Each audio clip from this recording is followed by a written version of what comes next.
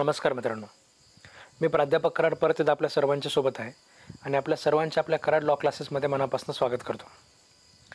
तर मित्रांनो, ज्या जजमेंटचे आपण मागचे खूप दिवस झाला आपण वाट पाहत होतो, ते जजमेंट आज फायनली सुप्रीम कोर्टाचं आलेलं आहे.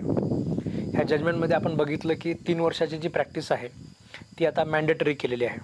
म्हणजे ज्युडिशियल सर्व्हिसेसमध्ये कोणत्याही कितीही लोअर लेवलला जर तुम्हाला जायचं असेल तर कमीत कमी 3 वर्षाची प्रॅक्टिस आता असणं आपल्या प्रत्येकासाठी कंपल्सरी झालेलं आहे. याच्यामुळे खूप सारे प्रश्न आपल्या सगळ्यांच्या मनामध्ये उपस्थित झालेले आहेत.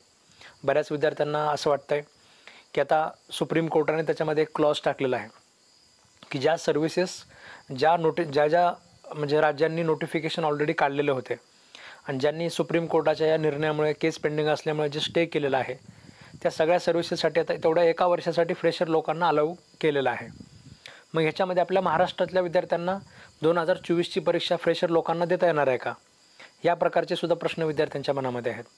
तसेच प्रॅक्टिसचं जे सर्टिफिकेट आहे, म्हणजे प्रॅक्टिस आपली मुळात कुठल्या तारखेपासून कॅल्क्युलेट होणार आहे, आपल्या सनदपासून कॅल्क्युलेट होणार आहे, AIBची परीक्षा तुम्ही पास झाल्यापासून कॅल्क्युलेट होणार आहे का अजून त्याच्यामध्ये तुम्ही ॲक्च्युअल कुठले मॅटर कोर्टामध्ये बघितले त्याच्यापासून कॅल्क्युलेट होणार, असे बरेच प्रश्न विद्यार्थ्यांच्या मनामध्ये उपस्थित झालेले आहेत. ह्या सगळ्या प्रश्नांची आज आपण उकल करणार आहोत. प्रॅक्टिसचं जे सर्टिफिकेट आहे अगोदर आपण प्रिन्सिपल डिस्ट्रिक्ट जजकडनं घेत होतो, तर आता ते प्रिन्सिपल डिस्ट्रिक्ट जजकडनं घ्यायचं आहे का 10 वर्षे प्रॅक्टिस असलेल्या कुठल्या तरी सिनियर ॲडव्होकेटकडनं घ्यायचं आहे, ह्या सगळ्या प्रकारच्या प्रश्नांची सुद्धा आज आपल्याला उत्तरं बघायची आहेत. आणि सगळ्यात महत्त्वाचा आजच्या व्हिडिओचा जो विषय आहे तो म्हणजे फ्रेशर लोकांनी इथून पुढे काय करायचं आहे. आज बऱ्याच म्हणजे ह्याच्यापासून जेव्हापासून जजमेंट आलेलं आहे तेव्हापासून फ्रेशर लोकांचे मला विद्यार्थ्यांचे फोन सुरू झालेले आहेत. बरेच विद्यार्थी रडत आहेत, बऱ्याच ज्या मुली आहेत त्यांचंसुद्धा म्हणजे दुःख वेगळ्या प्रकारचं आहे की आता घरामध्ये लग्नांचा वगैरे विषय सुरू झालेला आहे, आता मी 2 वर्ष पुढची परीक्षा देऊ शकणार नाही आहे, 3 वर्ष देऊ शकणार नाही आहे. मग अशा प्रकारचे बरेच विद्यार्थ्यांच्या मनामध्ये डाऊट आहेत. मागचे खूप दिवसापासून JMFCच्या जाहिरातीची वाट बघतो आहे आणि त्याच्यामध्येच अशा प्रकारचं नोटिफिकेशन आलं, आता मला पुढचे 2 वर्ष परीक्षा देता येणार नाही. अशा सगळ्या विद्यार्थ्यांनी सुद्धा इथून पुढे काय करायला पाहिजे, ह्या सगळ्या प्रकारच्या गोष्टी मी आजच्या व्हिडिओमध्ये सांगणार आहे. तसं मागच्या 2-2.5 महिन्याखालीच मी तुम्हाला जेव्हा सहाय्यक प्रबंधकची जाहिरात आली होती त्यावेळेस मी तुम्हाला ह्या गोष्टीची आयडिया दिली होती. बऱ्याच वेळेस असं असतं की आम्ही म्हणजे आमच्या आतापर्यंतच्या अनुभवानुसार बऱ्याच गोष्टी मी तुम्हाला नेहमी सांगत असतो. कॉम्पिटिटिव्ह एक्झामिनेशनची तयारी करत असताना आपल्या स्वतःच्या हातामध्ये असं काही नसतं. JMFCची परीक्षा बऱ्याच विद्यार्थ्यांचं असं असतं की JMFCची जाहिरात येणारच आहे, ठीक आहे, त्याच्यानंतर आता जाहिरात आल्यानंतर पुढे 3 महिन्यात प्रिलिमचा पेपर होईलच, त्याच्यानंतर 3 महिन्यात मेन्सचा पेपर होईलच, पुन्हा त्यानंतर लगेच 3 महिन्यामध्ये इंटरव्ह्यू होईल आणि मग लगेच इंटरव्ह्यूच्या शेवटच्या दिवशी निकाल लागेल आणि मग त्या दिवशी मी जज म्हणून असेल. अशा प्रकारे हे सगळं आपल्या मनातल्या गोष्टी आहेत. आपल्याला असं व्हायला पाहिजे असं आपल्याला वाटत असतं, पण आपल्याला जे व्हायला पाहिजे तसं प्रकारच्या प्रत्येक गोष्ट घडत नसते. प्रत्येक गोष्टीवर आपला स्वतःचा कंट्रोल नसतो.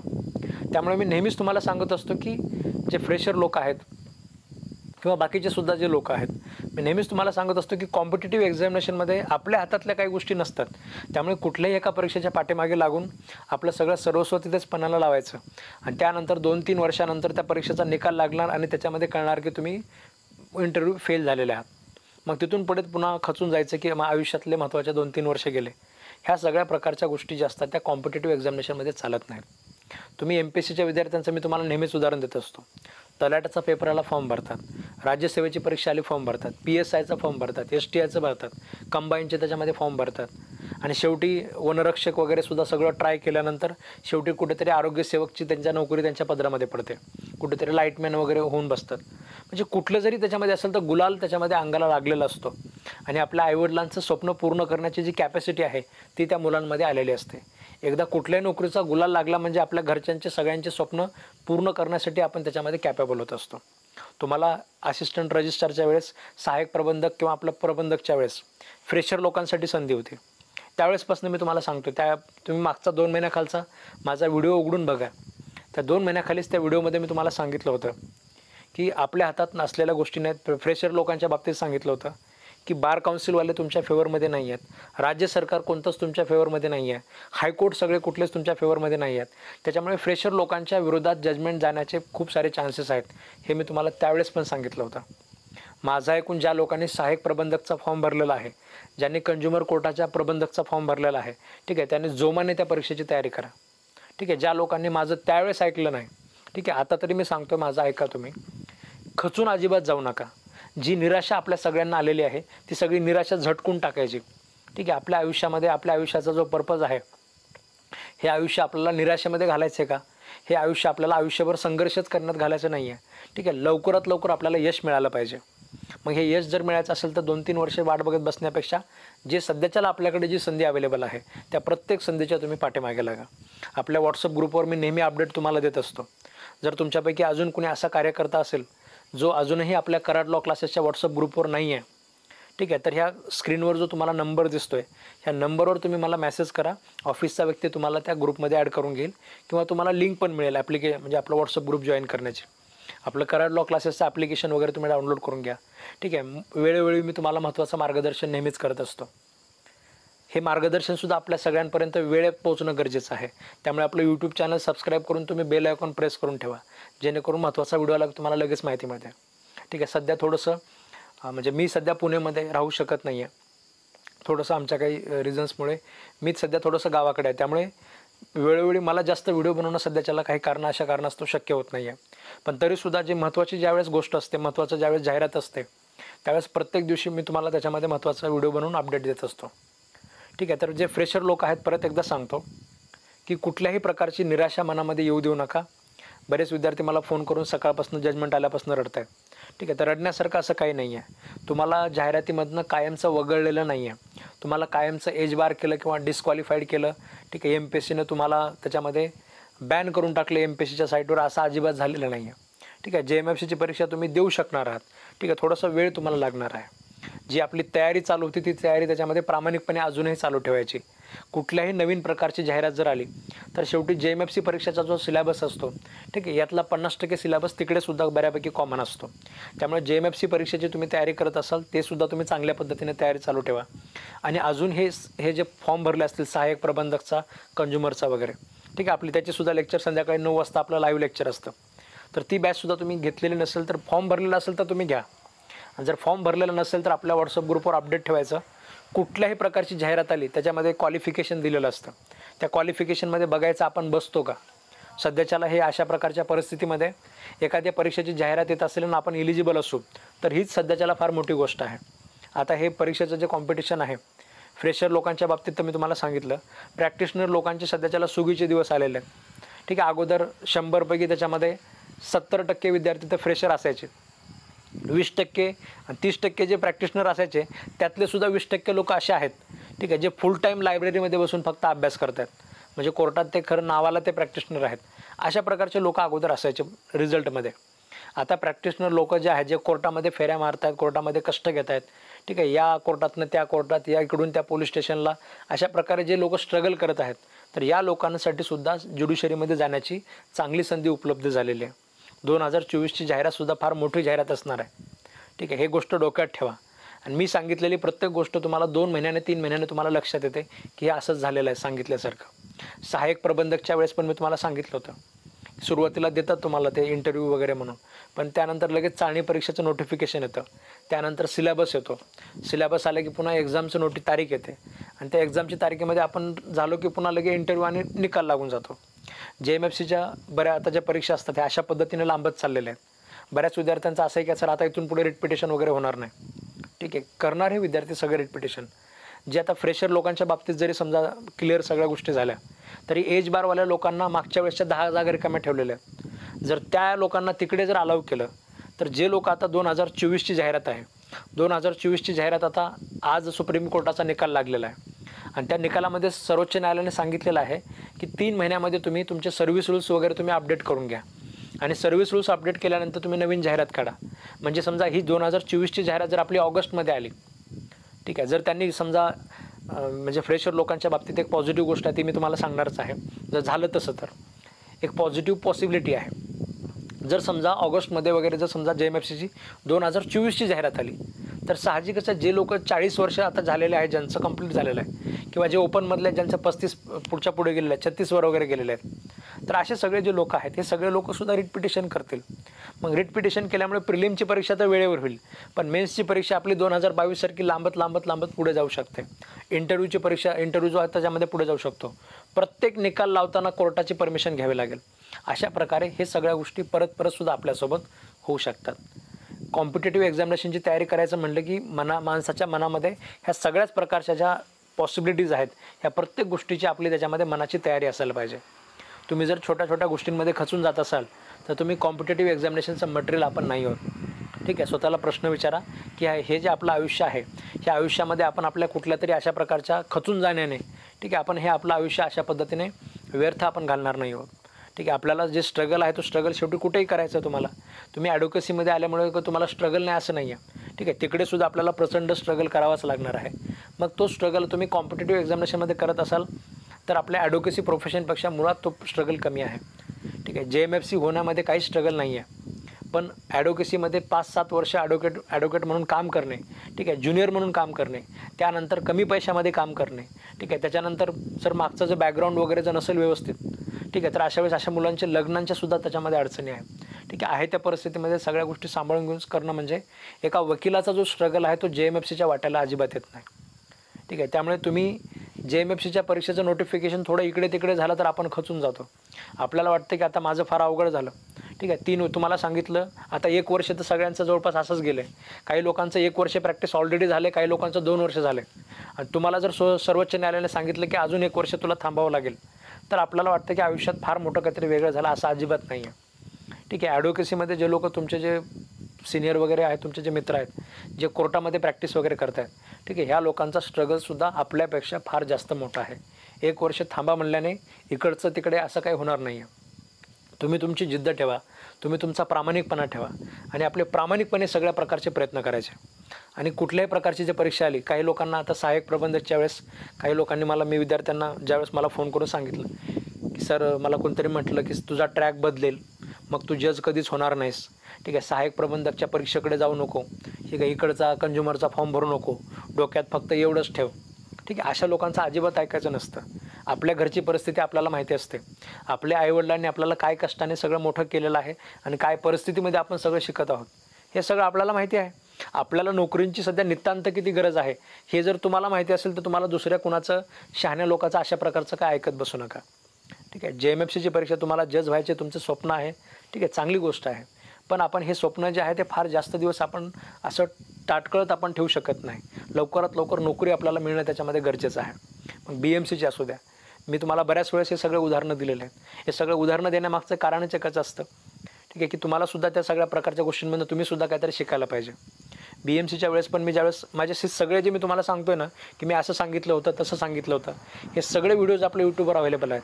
तुम्ही BMCच्या पहिल्या लेक्चरचा आपला व्हिडिओ काढून बघा.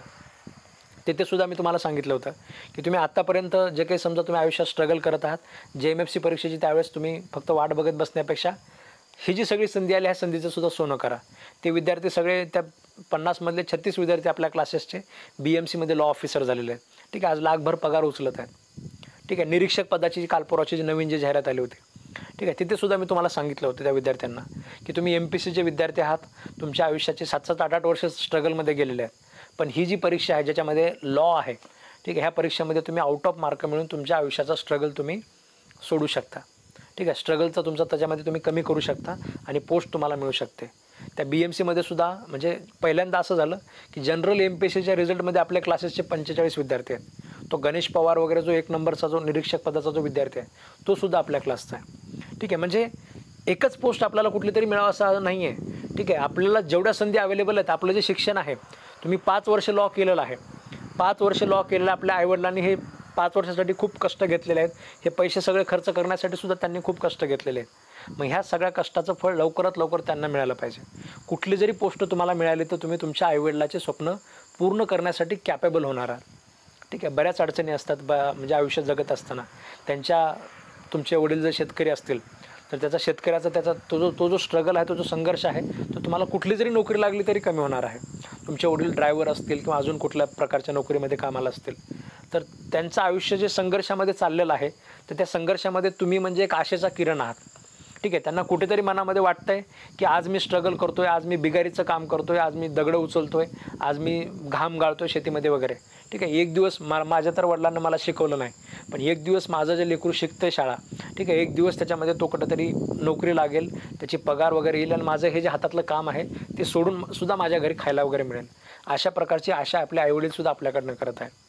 ठीक आहे, तुमच्याकडनं त्यांना काय मिळेल नाही तर नाही मिळेल, पण तुम्हाला ते काम त्यांच्यासारखं करावं लागणार नाही. ठीक आहे, एवढंसुद्धा त्यांच्यासाठी एक मोठं स्वप्न आहे. ते स्वप्न पूर्ण करण्यासाठी लवकरात लवकर आपल्याला पोस्ट मिळणं गरजेचं आहे. त्यामुळे ज्या काही संधी मिळतील, तुम्ही माझं ऐकून सहाय्यक प्रबंधकचा फॉर्म भरला असेल, कंझ्युमर कोर्टाच्या प्रबंधकचा फॉर्म भरला असेल, तर सध्याच्याला त्याच्यावर सुद्धा जोर द्या. आणि असं अजिबात समजू नका, जे लोक प्रॅक्टिशनर आहेत, ठीक आहे, ज्यांना मी सांगितलं की तुम्हाला तर सुगीचे दिवस आलेले आहेत, आता तुम्हाला तुमच्यासाठी कॉम्पिटिशन कमी झालेलं आहे. फ्रेशर लोकांची कशी असते, अभ्यास करण्याची कॅपॅसिटी जास्त असते, त्यांची म्हणजे ते सगळं पाठ करण्याची कॅपॅसिटी जास्त असते. ठीक आहे, पोपटपंचीसुद्धा त्यांची जास्त असते. एक पॉईंट टू पॉईंट त्याच्यामध्ये उत्तर लिहिण्याची कॅपॅसिटी जास्त असते. हातालासुद्धा लिखाणाचं त्याच्यामध्ये हातालासुद्धा वळण असतं. प्रॅक्टिशनर लोकांचा पेनसुद्धा सुटलेला असतो. त्यामुळे फ्रेशर लोक जे असतात ते कॉम्पिटिशनमध्ये नेहमीच उघडून पडतात आणि त्यांचं मेरिट त्याच्यामध्ये जास्त लागतं. पण प्रॅक्टिशनर लोकांसाठी आता ते सगळं चांगलं झालेलं आहे, कॉम्पिटिशन कमी झालेलं आहे. पण तुम्हीसुद्धा ह्या गोष्टीचा अजिबात विचार नका करू की आता लगेच नोटिफिकेशन येईल, त्याच्यानंतर मग लगेच 3 महिन्यात प्रिलिम देतो, 3 महिन्यात मेन्स देतो आणि लगेच जज होतो. ठीक आहे, हे सुद्धा परीक्षा फार फार जास्त पुढे जाऊ शकतात. 1 वर्ष, 2 वर्ष, 2.5 वर्ष ह्याच्यासुद्धा डिले होऊ शकतं. रेट पिटिशन इथून पुढे सुद्धा होऊ शकतात. ठीक आहे, त्यामुळे जी कोणती परीक्षा आपल्यासाठी अवेलेबल असेल, ज्यांचं जास्त प्रॅक्टिस आहे, म्हणजे ॲडिशनल पब्लिक प्रॉसिक्युटरची सुद्धा एक वॅकन्सी आता त्याच्यामध्ये आता कन्फर्म येणार आहे. 1 जूनपासून आपण ॲडिशनल पब्लिक प्रॉसिक्युटरचे आपण क्लास सुरू करणार आहोत. ठीक आहे, त्याच्याबद्दल एक सविस्तर व्हिडिओ मी पुढच्या व्हिडिओमध्ये मी तुम्हाला सांगेल. पण महत्त्वाचं काय आहे की जे लोक ह्या परीक्षेसाठी इलिजिबल आहेत, ठीक आहे, ज्यांचं आता ह्याची परीक्षेच्या अगोदर कधी झालेलं नाही आहे, त्याच्यामुळे ह्याच्याबद्दल एक्झॅक्ट क्वालिफिकेशन अजून बनवलेलंच गेलेलं नाही आहे. जेव्हा MPSCमध्ये कोणतरी बनवायला सुरू करेल त्यावेळेस आपल्यापर्यंत त्याची माहिती अगोदरच पोहोचेल. पण एक साधारणतः अंदाज माझा असा आहे की 7 वर्ष तरी प्रॅक्टिस त्याच्यामध्ये ते लोक मागतील. 7 वर्षापेक्षा फार जास्त मागतील का? काही लोकांचं असं होतं आहे की असिस्टंट पब्लिक प्रॉसिक्युटर म्हणून 10 वर्ष काम केल्यानंतर प्रमोशन होतं ॲडिशनल पब्लिक प्रॉसिक्युटर म्हणून, मग त्याच्यामुळे कमीत कमी 10 वर्ष तरी प्रॅक्टिस मागतील. ठीक आहे, मुळात DJच्या काही फार वरची पोस्ट नाही आहे. डिस्ट्रिक्ट जजला जिथे 7 वर्ष प्रॅक्टिस मागतात, तिथे ॲडिशनल पब्लिक प्रॉसिक्युटरला 7 वर्षापेक्षा सुद्धा जास्त मागतील. ठीक आहे, ह्याचे चान्सेस फार कमी आहेत. ठीक आहे, कोणीतरी ते करण्याचा प्रयत्न केला इलॉजिकली तर ते फार चुकीचं होऊन जाईल. कारण ज्या जज साहेबांसमोर तुम्ही आर्ग्युमेंट करता डिस्ट्रिक्ट जजसमोर, ठीक आहे, ते आर्ग्युमेंट करणारे लोक जर 10-10 वर्ष प्रॅक्टिसवाले, तसं तुम्ही हायली क्वालिफाईड लोक जर तुम्ही घेण्याचा प्रयत्न केला तर ते तशा पद्धतीने सिनियरिटीमध्ये किंवा ह्या सगळ्या गोष्टींमध्ये सुद्धा ते तसं व्यवस्थित बसणार नाही. त्यामुळे अंदाज आहे की 7 वर्षे प्रॅक्टिस वगैरे करतील. एज बाबतीत सुद्धा बऱ्याच लोकांच्या चर्चा वगैरे आहेत, तर ते सगळं मी तुम्हाला पुढच्या एका सविस्तर व्हिडिओमध्ये सांगेल. पण ह्या व्हिडिओमध्ये खास जो मुद्दा आहे, 3 वर्षे प्रॅक्टिस आता सगळ्यांसाठी कंपल्सरी केलेली आहे. महाराष्ट्राच्या बाबतीत जे मी तुम्हाला सांगणार होतो की बऱ्याच विद्यार्थ्यांचं असं मत आहे की आता महाराष्ट्रामध्ये सुद्धा ज्युडिशरीची जी प्रोसिजर आहे, महाराष्ट्र सरकारने सुद्धा एक नोटिफिकेशन काढलं होतं. त्याच्यामध्ये त्यांनी सांगितलं होतं की आम्ही प्रोसिजर वगैरे स्टे करत आहोत. मग स्टे करत आहोत म्हटल्यानंतर आता महाराष्ट्र सरकारने सुद्धा स्टे केलं आहे. मग 2024च्या जाहिरातीसाठी ते क्लॉजमध्ये आपल्याला एक्सेप्शन मिळेल आणि फ्रेशर लोकांसाठी महाराष्ट्र सरकार अलाउ करेल 2024साठी. ठीक आहे, अशी शक्यता आहे का? तर आहे. ठीक आहे, नाही असं म्हणता येणार नाही एकदम, पण ह्याच्यामध्ये सुद्धा बऱ्याच अडचणी आहेत. आता नोटिफिकेशन काढणं गरजेचं होतं. महाराष्ट्र सरकारने जर नोटिफिकेशन काढलं असतं आणि ते जर पुन्हा स्टे झालं असतं तर आपण कन्फर्म म्हणलो असतो की महाराष्ट्रातल्या विद्यार्थ्यांसाठी सुद्धा फ्रेशर लोकांसाठी 2024ची जी मोठी वॅकन्सी असणार आहे ती त्यांना देता आली असते. पण प्रॉब्लेम हा झालेला आहे की महाराष्ट्र सरकारने जागांचं नोटिफिकेशनच काढलेलं नाही. त्यामुळे नोटिफिकेशनची तारीख ह्या जजमेंटच्या अगोदरची नाही आहे. ह्या जजमेंटच्या अगोदरची जर नोटिफिकेशनची तारीख असती तर त्याचे चान्सेस जास्त वाढले असते. पण तरीसुद्धा महाराष्ट्र सरकार जर समजा तशा प्रकारचं नोटिफिकेशन काढत असेल तर त्याला चॅलेंज वगैरे होण्याचे चान्सेस थोडेसे कमी आहेत. पण महाराष्ट्र सरकार वगैरे आपल्या फेवरमध्ये लगेच फ्रेशर लोकांसाठी हे सगळं करेल का, हा सुद्धा प्रश्न आहे. मुळात कुठल्याही पब्लिक सर्व्हिस कमिशनला कॉन्ट्राडिक्शन कमी पाहिजे. ठीक आहे, कॉन्ट्राडिक्शन कमी पाहिजे, त्यांना कॉन्ट्राडिक्शन नको आहे. स्मूथली त्याच्यामध्ये जाहिरातीच्या प्रोसिजर त्याच्यामध्ये रन व्हायला पाहिजे, त्यासाठी त्यांना प्रयत्न वगैरे करायचा आहे. ठीक आहे, त्यामुळे चान्सेस मात्र फार कमी आहेत. आता ही गोष्ट जी आहे ती लगेच क्लिअर होईल. मग तुम्ही म्हणाल कशी क्लिअर होईल सर, कसा अंदाज लावायचा की महाराष्ट्र सरकार फ्रेशर लोकांना ह्या जाहिरातीमध्ये अलाउ करेल का? ठीक आहे, जर पुढच्या 10 दिवसामध्ये जर नोटिफिकेशन आलं तर असं समजायचं की महाराष्ट्र सरकारने फ्रेशर लोकांना ह्यावेळेस अलाउ केलेलं आहे. जशाच तसं नोटिफिकेशन येऊन जाईल. आणि जर समजा 10 दिवसाच्या जर पुढे गेलं तर अशा वेळेस आपण समजायचं की महाराष्ट्र सरकार सर्व्हिस रूल्स वगैरे जे आहेत हे अपडेट करण्याच्या पाठीमागे लागलेलं आहे. आता 3 इयर्स लोकांना जर समजा अलाउ करायचं असेल तर डायरेक्ट त्याच्यामध्ये जाहिरात काढता येणार नाही. अगोदर ते सगळे सर्व्हिस रूल्स वगैरे सगळं अपडेट करावं लागेल. त्याच्यासाठी सर्वोच्च न्यायालयाने 3 महिन्याचा वेळ दिलेला आहे. मग तो 3 महिन्याच्या वेळामध्ये त्या सगळ्या गोष्टी त्याच्यामध्ये पुढे कंप्लीट होतील आणि त्यानंतर जी जाहिरात येईल, म्हणजे जाहिरात यायला जर उशीर झाला तर असं आपण म्हणू शकतो की आता मात्र फ्रेशर लोकांनी या जाहिरातीचे होप सोडायचे. ठीक आहे, ह्याच्यामध्ये आपला नंबर लागणार नाही आहे. ज्या कुठल्या दुसऱ्या परीक्षेचे आपण फॉर्म भरलेले आहेत, ठीक आहे, त्याच्यासाठी चांगली डेडिकेटेड तयारी करायची. सहाय्यक प्रबंधक आणि प्रबंधक वगैरे तुम्हाला बरेच लोक बऱ्याच गोष्टी सांगतात की जागा कमी आहे, तिथे चान्सेस कमी आहेत. ठीक आहे, असं काही नसतं. ज्या ज्या जागांमध्ये फक्त महाराष्ट्राचं लिमिटेड कॉम्पिटिशन आहे तिथे आपले सक्सेस होण्याचे चान्सेस नेहमीच जास्त असतात. ठीक आहे, मुळातच आता मध्येच जर समजा JMFCचं नोटिफिकेशन आलं तर बऱ्यापैकी क्राऊड असाही JMFC सोडून इकडे येत नाही. जे बाकीचे लोक आहेत ते तिकडे इलिजिबल म्हणजे तिकडे प्रयत्न करतील. तुम्ही मात्र इकडे सहाय्यक प्रबंधकाकडे वगैरे चांगला प्रयत्न करू शकता. सोबतच आता ॲडिशनल पब्लिक प्रॉसिक्युटरची जाहिरात येणार आहे. ज्यांची जास्त प्रॅक्टिस आहे ते लोक जास्त फोकस ॲडिशनल पब्लिक प्रॉसिक्युटर करतील. ठीक आहे, ज्यांची 3 वर्षाची प्रॅक्टिस आहे ते लोक JMFCवर फोकस करतील. मग ज्यांना आपल्याला दुसरं कुठेकडे काही इलिजिबल नाही आहे, ठीक आहे, तर अशा वेळेस तुम्ही जास्तीत जास्त फोकस जो आहे तो तुमचा सहाय्यक प्रबंधककडे आणि जे आपलं प्रबंधकची जी जाहिरात आहे कंझ्युमर आणि लेबरची यांच्याकडे तुम्ही फोकस करू शकता. याच्या आपल्या बॅचेस ऑलरेडी सुरू आहे. संध्याकाळी 9 वाजता आपलं लाईव्ह लेक्चर असतं सहाय्यक प्रबंधकचं आणि प्रबंधकचं. रोजच्या 9च्या लेक्चरमध्ये आपण तुम्हाला ते सगळे जे विषय आहेत ते सगळे विषय शिकवत असतो. तुम्ही ऑन द स्पॉट तुमचे डाऊट वगैरे विचारू शकता. त्याच्यावर आपण टेस्ट वगैरे सुद्धा घेत असतो. म्हणजे एक सर्वांगाने प्रिपरेशन आपण कुठल्या एक्झामचं आपण करत असतो. बऱ्याच विद्यार्थ्यांनी रेल्वेच्या चीफ लॉ असिस्टंटचा फॉर्म भरलेला आहे. ठीक आहे, त्याच्यासाठी सुद्धा आपल्याकडे कोर्सेस आहेत. तुम्ही त्याचीसुद्धा चांगल्या पद्धतीने तयारी करू शकता. ठीक आहे, थोडक्यात काय तर खचून जाऊ नका, निराश वगैरे होऊ नका. जी कोणती संधी आपल्यासाठी अवेलेबल आहे, ठीक आहे, जे लोक प्रॅक्टिशनर आहेत, ठीक आहे, त्यांनीसुद्धा JMFCचं नोटिफिकेशन येईल तेव्हा येईल. जर तुम्ही सहाय्यक प्रबंधकचा फॉर्म भरला असेल तर त्याला मोकळं सोडू नका. कारण परत तेच सांगतोय की कॉम्पिटिशनमध्ये कुठल्याच गोष्टी आपल्या हातात नसतात. असं अजिबात समजू नका की लगेच नोटिफिकेशन येईल, लगेच मी प्रिलिम पास होतो, लगेच मेन्स पास होतो. प्रिलिम तुम्ही तुमच्या जोरावर पास होता. जेवढा आपला अभ्यास असतो त्याचे आपल्याला नक्कीच श्रेय प्रिलिममध्ये मिळतं. पण मेन्स म्हणजे फार जास्त आपल्या हातामध्ये नसते. मेन्समध्ये असं होऊ शकतं की तुमचं बॅड लक लागलं, पेपर चेकिंग करणारा जो आहे तो फारच आकडून मार्क देतो आहे.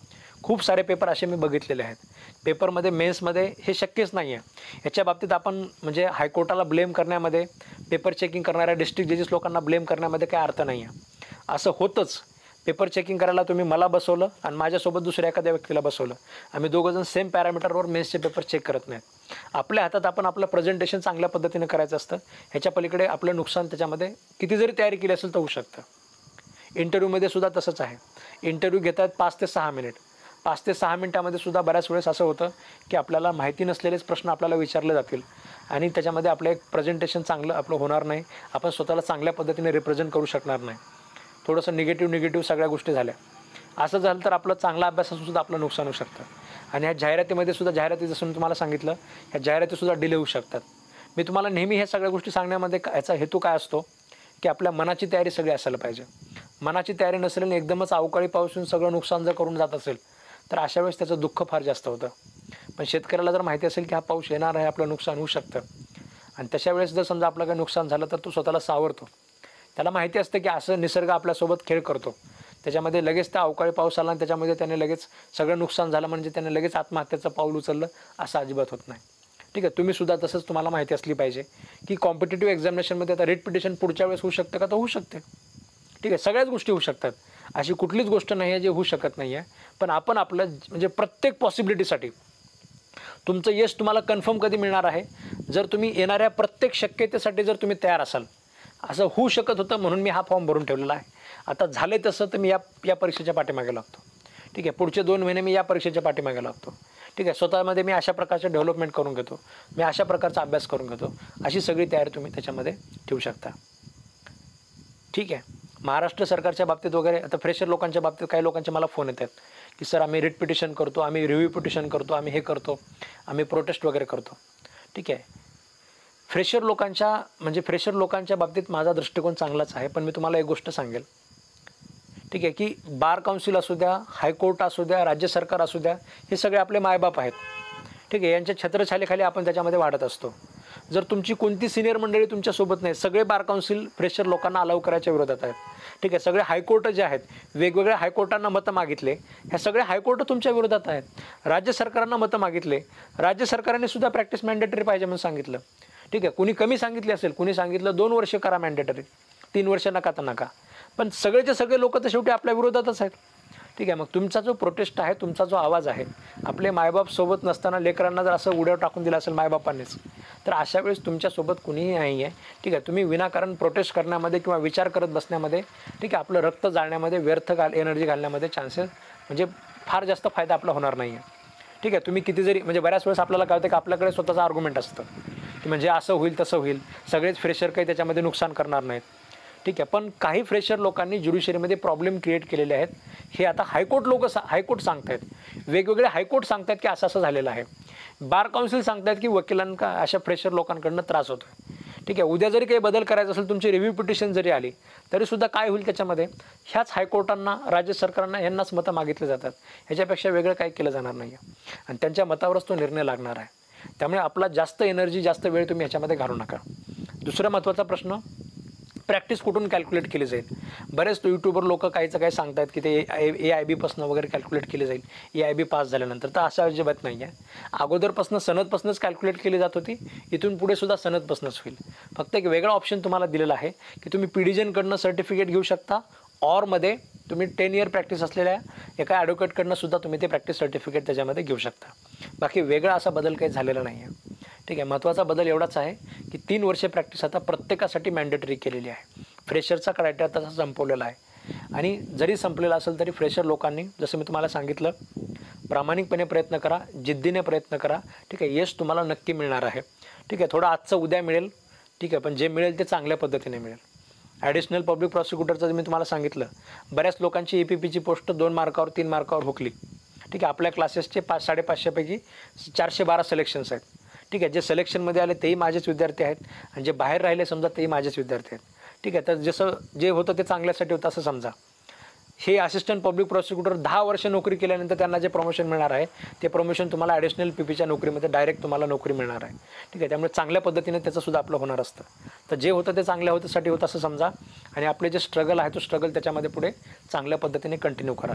ॲडिशनल पब्लिक प्रॉसिक्युटरच्या नोकरीबद्दल एक सविस्तर माहिती सांगणारा जो व्हिडिओ आहे तो मी नक्कीच त्याच्यामध्ये लवकरच बनवेल. ठीक आहे.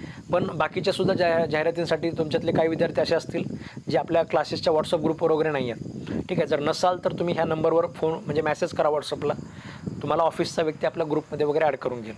ठीक आहे. कारण जेवढ्या संधी आपल्यासाठी अवेलेबल असतात, आता असिस्टंट रजिस्टरच्या वेळेस मी रोज ग्रुपवर मेसेज करत होतो, 2 दिवस राहिलेत तुम्ही फॉर्म भरा, 10 दिवस राहिलेत तुम्ही फॉर्म भरा. असं तुम्हाला प्रत्येक जाहिरातीबद्दल वेळोवेळी योग्य वेळी माहिती देण्याचं काम जे आहे ते आपल्या क्लासेसद्वारे आपण करत असतो. याच्या व्यतिरिक्त जरी तुम्हाला काय डाऊट असेल तुमच्या मनामध्ये, तुम्ही मला व्हॉट्सअपला मेसेज करा, त्याचं उत्तर मी तुम्हाला नक्कीच त्याच्यामध्ये देण्याचा प्रयत्न करेन. ठीक आहे. धन्यवाद मित्रांनो.